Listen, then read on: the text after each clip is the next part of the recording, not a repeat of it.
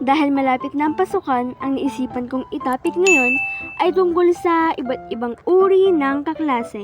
First is mga sipsip. Ito yung mga kaklase mong palagi na lang nasa teacher's table. Yung palaging dikit sa advisor nyo. Based on my experience, yung mga sipsip sa mga teachers, sila pa yung mga nagkaka-award.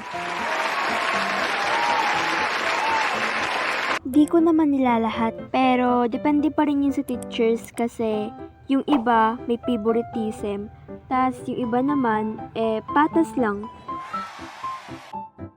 Second is nonchalant. Ito yung introvert lang, tas walang pakialam.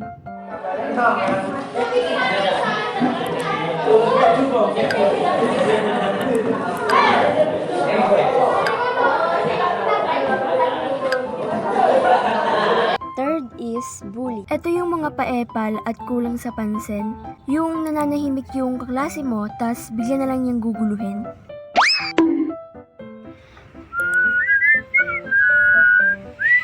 Fourth is mga marites. Uy mga beshi, alam nyo ba, naiinis ako kay Jana. Same tayo, best. Oo nga, masyado kasi siyang bida-bida eh. Uy mga bestie, alam nyo ba, break na raw si Caitlyn at Paul.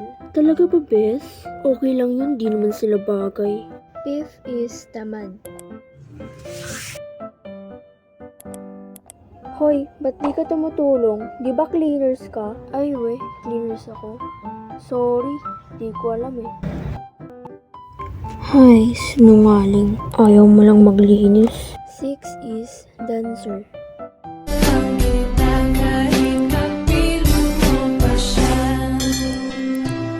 It really hurts ang magmahal ng ganito. Kung sino pang pinili ko, hindi makuha ng buo. Hanggang gano'n na lang nga, kailangan ko tong tanggapin. Nasa puso mo meron nang ang ibang umaangkin. At alam ko 7 is buraot.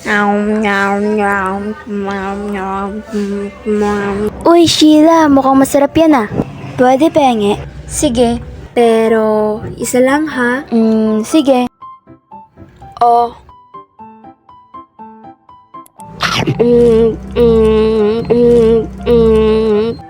5 seconds later. Sheila, pwedeng pahinga ulit? La, kala ko isa lang. Taot mo talaga, ano? Shoutout po kay Angel Cute Fit You. So, siya lang yung nagpa-shoutout sa akin. Kaya, kung gusto niyo magpa-shoutout, comment lang kayo.